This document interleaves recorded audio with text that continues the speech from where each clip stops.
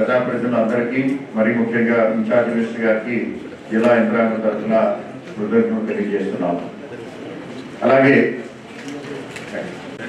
Committee meeting YSR Kadapa జిల్లాకి ఇచ్చేసినటువంటి Shrimati Savita garu, Andhra Pradesh district incharge minister.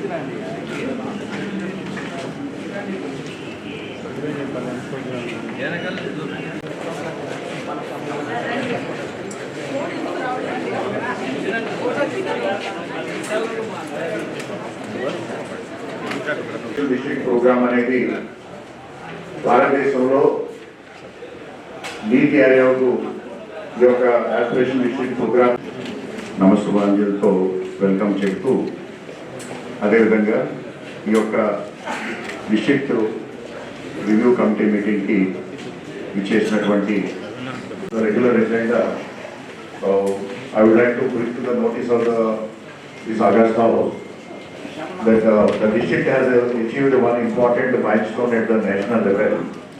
చేసినటువంటి MLCస్కి, అలాగే గౌరవ జిల్లా పరిషత్ చైర్మన్ గారికి, అలాగే మేయర్ కడప, అలాగే ఇతర ప్రజాప్రతినిధులని రాజంపేట డివిజన్తో పాటు మన కడప జిల్లాలో మనం కలపడం జరిగింది. తద్వారా ఇప్పుడు మొత్తం మండలాల సంఖ్య 40కి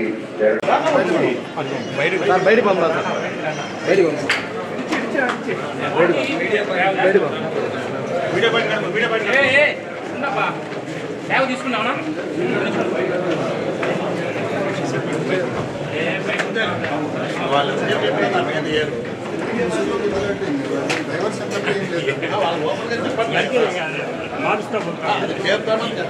చేతులు లేవు నీళ్ళు ఇస్తామంటారు కానీ వాళ్ళు చేపడతామని చెప్పండి. వాళ్ళు చెప్పేది నీళ్ళు ఇస్తాం వాళ్ళు చేపడతామని చెప్పండి. మంత్రి కూడా లో కనపడుతుంది సార్. శర్మ సార్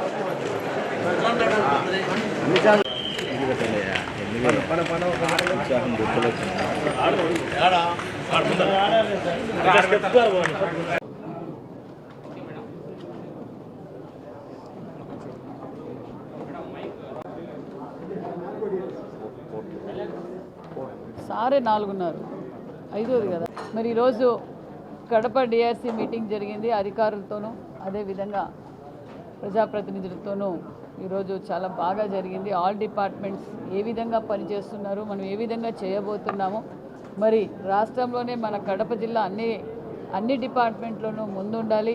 అదేవిధంగా హార్టికల్చర్ కావచ్చు, అగ్రికల్చర్ కావచ్చు, మరి అన్ని సెక్టార్స్లోనూ మరింత ముందుకు తీసుకెళ్లాలన్న విషయాన్ని డిఆర్సీలో అధికారులతోనూ మరి కలెక్టర్ గారితోనూ మరి చర్చించడం బాగా జరిగిందన్న విషయం కూడా తెలియజేస్తూ, మరి అది నేను తెలియజేసేది ఒకటేనండి.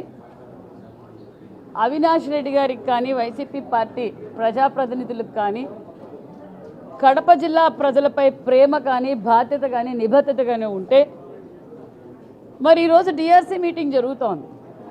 వాళ్ళు వినే జిల్లా అభివృద్ధి కోసం వాళ్ళ సూచనలు, సలహాలు, అధికారులు ఎక్కడ పనిచేయలేదు ఏంటో, మేము అధికార పక్షంలో ఇన్ఛార్జ్ మంత్రిగా నేను ఇక్కడ కూర్చున్నా, మరి అది మాట్లాడాలి. మాలా ఆయన అడగటం కూడా తప్పులేదు. రాయలసీమ ఎత్తిపోతల పథకం మరి ఏం జరుగుతోంది, మీరు జరుపుతారా లేదా అని అన్నారు. నిమ్మల రామానాయుడు గారు రాయలసీమ పథకం వృధా అని అన్నారు అని అవినాష్ రెడ్డి గారు చెప్తున్నారు. నిమ్మల రామానాయుడు గారు రాయలసీమ ఎత్తిపోతల పథకం వృధా అని చెప్పలేదు, క్లారిటీగా ఉంది. 2745 కోట్ల రూపాయలు అనుమతులు తీసుకోకుండా మీ పెద్దిరెడ్డి రామచంద్రరెడ్డి గారు వర్కుల కోసం ప్రజల సొమ్ము వృధా చేశారన్న విషయం నిమ్మల రామానాయుడు గారు చెప్తున్నారు. మరి 2020లోనే ఆగిపోయింది. మరి ఎవరున్నారని ఆయన్ని అడిగాము.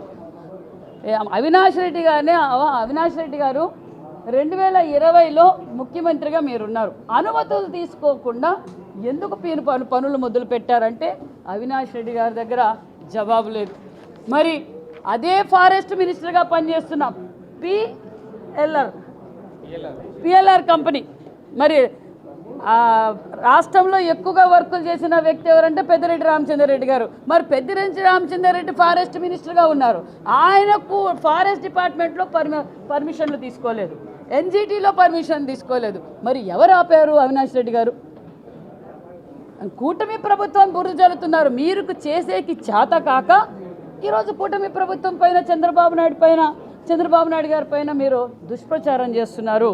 తెలంగాణ రాజకీయాల కోసం తెలంగాణ వాళ్ళు మాట్లాడితే మరి మేము తెలంగాణలో ఒక క్లోజ్ రూమ్లో మాట్లాడామని వాళ్ళు చెప్తే 25 వరకు 24 వరకు మీరు 5 ఏళ్ళు ముఖ్యమంత్రిగా ఉన్నారు. మీరు ఎందుకు పూర్తి చేయలేదు? పర్మిషన్లు తీసుకోకుండా 2745 కోట్ల ప్రజాధనంతో ఆడుకున్నది ఎవరు? క్లారిటీగా మేము చెప్తున్నాం. అవినాష్ రెడ్డి గారు మీరు ఎన్ని బెదిరించినా, జగన్మోహన్ రెడ్డి గారు కాంట్రాక్టర్లు బెదిరించినా, మరి పోలీస్ డిపార్ట్మెంట్ని బెదిరించినా, రెవెన్యూ డిపార్ట్మెంట్ని బెదిరించినా, లెటర్లు రాసి ఆంధ్ర రాష్ట్రానికి నిధులు ఇవ్వద్దని చెప్పినా ఆంధ్రప్రదేశ్ అభివృద్ధిలో ఆగదన్న విషయం కూడా మీకు తెలియజేస్తున్నాం. ఎందుకంటే నేను చెప్పేది ఒకటే,